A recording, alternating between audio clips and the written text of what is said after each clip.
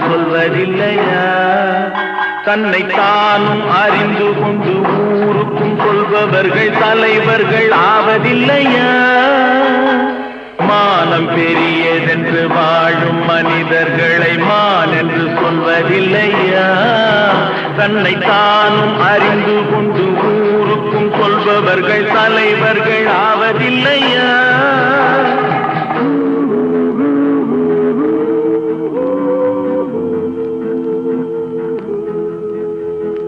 உன்னை அறிந்தால் நீ உன்னை அறிந்தால் உலகத்தில் போராடலாம்.